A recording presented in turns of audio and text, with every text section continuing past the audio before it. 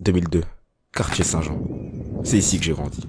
Une école de vie où t'apprends les limites de ton corps et où t'apprends à les repousser sans cesse. On jouait au foot, au city stade, le petit gilet devenait des cages éphémères. On faisait du vélo en équipe sur 2 roues ou une, c'était en option. Petite vie d'insouciance et pogo quoi. Puis on a grandi. Et avec nous, nos rêves, nos objectifs grandissent. Vouloir travailler, être un support sur lequel nos parents pourraient se reposer, vouloir fonder une famille. Même si le corps avait atteint ses limites. Il suffisait juste de les repousser. On voulait vivre, quoi. Et pourtant, 21 ans plus tôt, j'ignorais qu'un pile ou face imprévisible s'était joué à 50-50. 50% de chances que mon corps, ma vie soit différente. 50% de chances que je sois atteint de la maladie héréditaire la plus répandue au monde.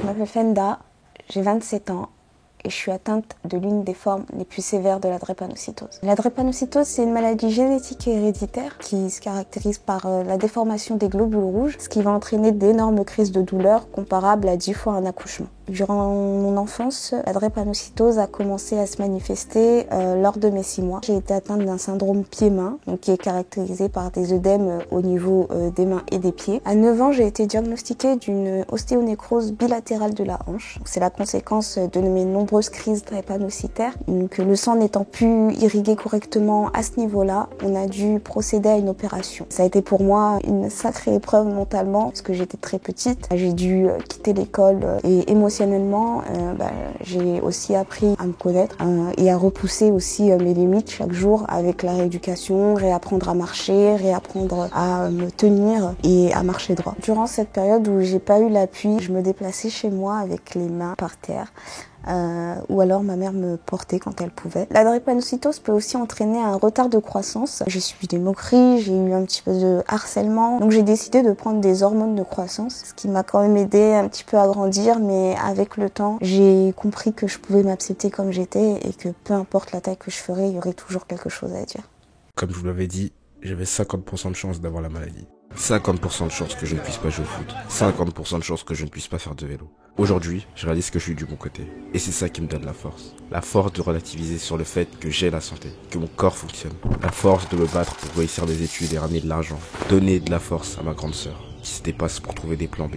Car même si nos parcours diffèrent, même si nos corps diffèrent, nos objectifs, eux, restent les mêmes. Moi aussi, je veux et je vais me battre. Ça a toujours été mon hymne. Et même si aujourd'hui, j'ai l'impression d'être à un point mort, je sais que je suis qu'à un tournant de ma vie. Après quelques années de réflexion, j'ai décidé de me faire poser une prothèse de la hanche. Cette opération va me permettre de m'enlever une charge de douleur au quotidien, dans la marche, dans l'effort, ce qui veut dire que je pourrais fournir beaucoup plus d'efforts que d'habitude. La greffe de moelle osseuse représente aussi une seconde chance de refaire ce que j'ai pas pu faire, c'est-à-dire que mon corps ne sera plus autant une limite. Mais avec ou sans la greffe, mon envie d'être maman reste toujours présente. Et donc, même si l'adoption est une option, elle reste pour moi juste le plan B. À travers ces mots, j'espère aussi mettre un peu plus en lumière le combat que mènent tant de drépanocytaires dans l'ombre. On est tellement de drépanocytaires, on est la première maladie génétique et héréditaire au monde et pourtant, le mot drépanocytose, vous ne le connaissez pas.